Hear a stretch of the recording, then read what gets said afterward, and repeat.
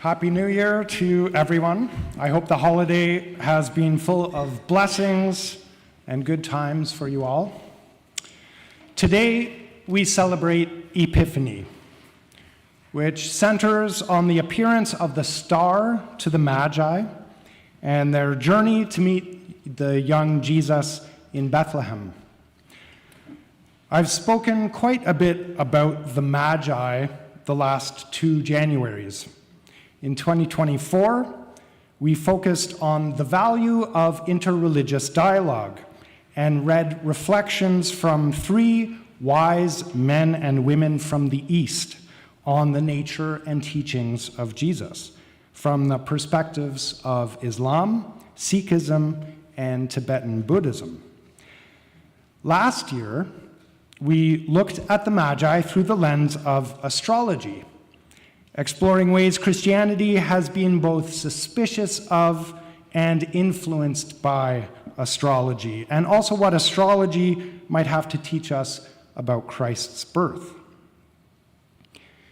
This year, I certainly want to include the Magi again in our exploration, but also expand the field a little bit. Epiphany, as we know, means manifestation or appearance. In our context, specifically the appearance of God. And while Western traditions usually celebrate on Epiphany the particular appearance of Jesus to the Magi, in more Eastern Christian traditions, there are several appearances of God celebrated today. Not only Jesus' birth, but also his baptism, where he appears as the Son of God by this descent of the dove. Jesus' transfiguration on the mountain, where he again appears more visibly as God through his radiant face and gleaming white clothes. And also his transforming of water into wine at the wedding of Cana, this power as a sign through which his divinity makes an appearance. And even just around Jesus' birth, we might celebrate God appearing in all sorts of ways, through angels, to the shepherds, or to Mary, through Mary's miraculous virginal pregnancy, and all the ways various Old Testament prophecies are fulfilled. All sorts of things to celebrate today. And what better thing to celebrate than God's appearance to humankind? There's a baby Jesus in my own heart that jumps for joy that all these people got to experience these manifestations. Those shepherds, those wise men from the East, eventually the disciples. It must have been really great for them. There's also, I'll admit, a part of me of indeterminate size that gets a little bit jealous. Why don't I get to witness these appearances? What's keeping Gabriel so busy that they can't pop by for a visit to me once in a while? Our 2 scripture passages this morning, the John one, which is from the lectionary, and the Romans one, which I'm putting beside it. They both give us some real food for thought, some red meat, about God's appearing to the world, and about those like me who may not always fully appreciate it, let's say. If we begin with the John passage, it says right off the bat, the true light which enlightens everyone was coming into the world. You can see 2 things happening here. When John says the light was coming into the world, it's clear he means in the incarnation of Jesus, God's appearing in a particular time and place. But that true light isn't limited to that. It doesn't just light up the stable in Bethlehem so the shepherds don't crash into the manger, or the Magi give their gifts to one of the friendly beasts by mistake. The true light enlightens everyone. It enlightens us.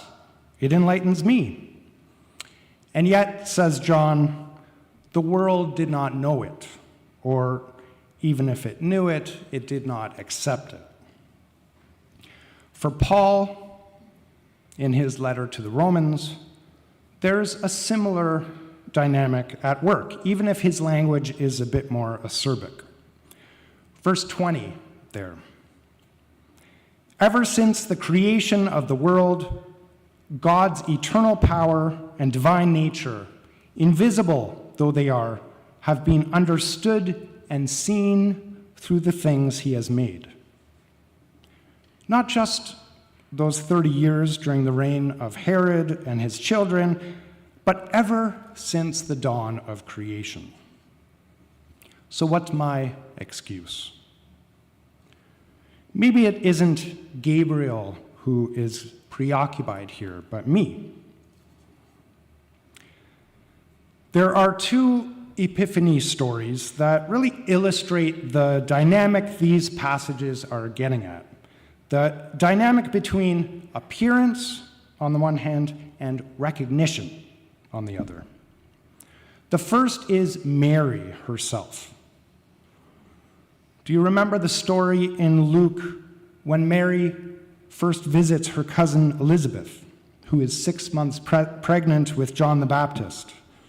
When Mary enters Elizabeth's house, the child leaps in her womb, and she exclaims, "How can this be, that the mother of my Lord comes to me?" There is instant physical recognition here that the divine is making an appearance. And yet, when Mary and Joseph travel to Bethlehem, as Bryce and the young folks enacted so nicely during the children's time, Mary is not recognized as anyone special. She's in fact made to stay and give birth out in the stable. That's the first story. I promised I was expanding the field of Epiphany stories this morning, and my second story isn't from the narratives around Jesus' birth, not even during his life, but after his death, when two disciples are walking on the road to Emmaus. Luke 24 says, quote, "While they were talking and discussing, Jesus himself came near and went with them, but their eyes were kept from recognizing him." End quote. They greet this stranger and fill him in on all that has happened around the crucifixion and some of the early resurrection appearances that they'd heard of. And then the stranger proceeds to point out how various scriptures have foretold these events. It's only when they finally arrive at the village and share in communion together that their eyes are opened and they recognize their Lord. You can see how in the Mary story, recognition happens differently between different people. Elizabeth recognizes the Epiphany instantly, but not the innkeeper. In the Emmaus story, recognition happens differently for the same people, the two disciples. All along the road, they fail to recognize the Epiphany, but then eventually recognition comes during communion. So my question is, what is it that actually brings about recognition? Paul tells me that the divine has been made plain to us, has been recognizable through created things since the dawn of time, whether it's a star or an angel or a human mother. How can I ensure that I'm one of those people who can recognize that appearance when it happens to me. In my studies at school around medieval mysticism, that line from Romans comes up a lot. And there's a view that through asceticism, we can make ourselves more able to recognize Epiphany. There's this triad I've mentioned before: purification, or purgation, illumination, and divinization. Purification, illumination, divinization. And this means basically, if you continually seek to purify yourself, and that's both a physical and a spiritual process.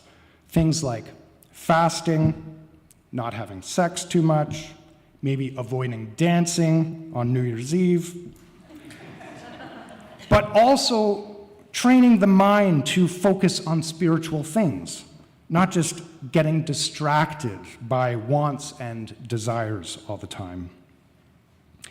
That whole continuous exercise of purification will open oneself up to illumination, to actually seeing that light which enlightens everyone.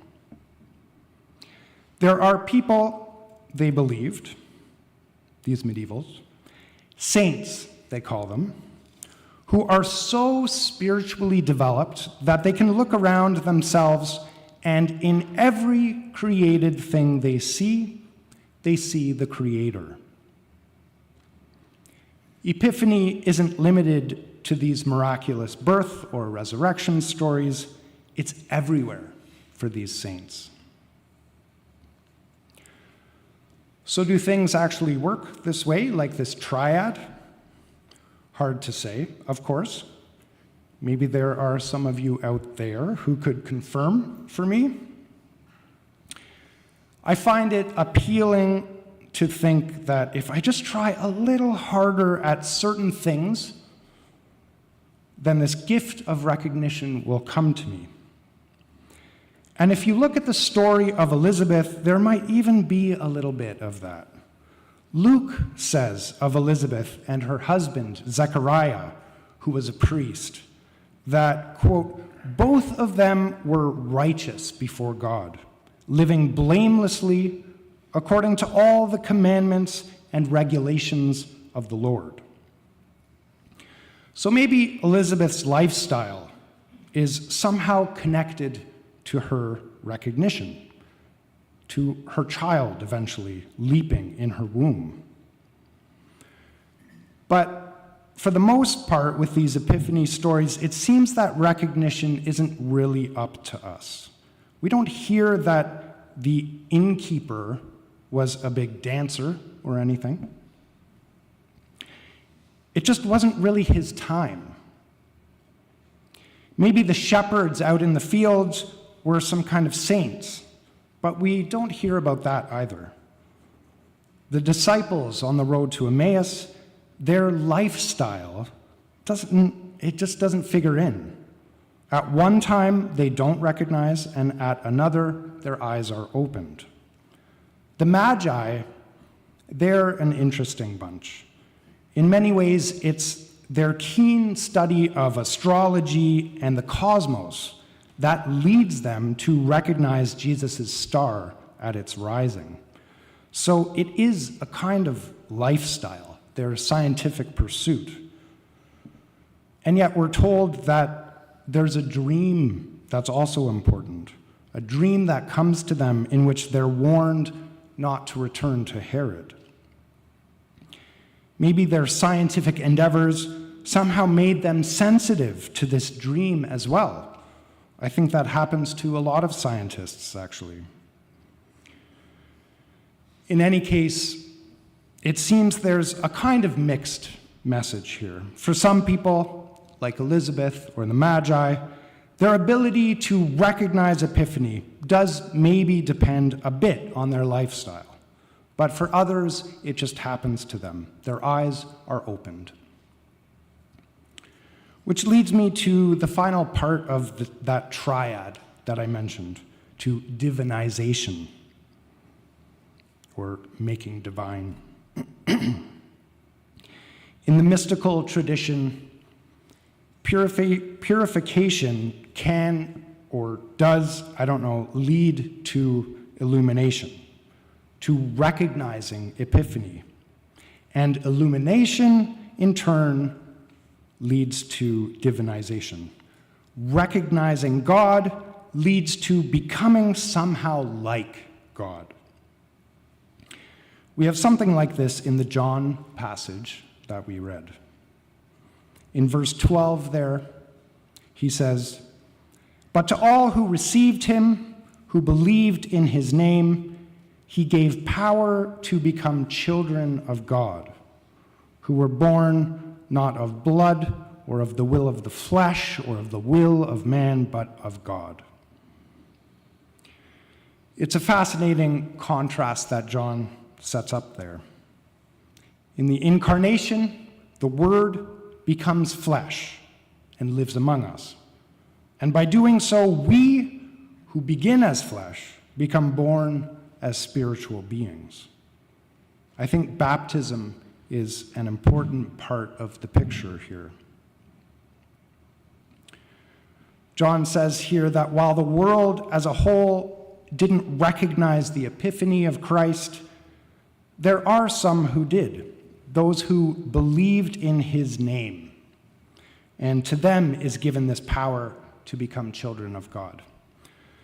So many questions to ask about this, and of course about John's whole prologue.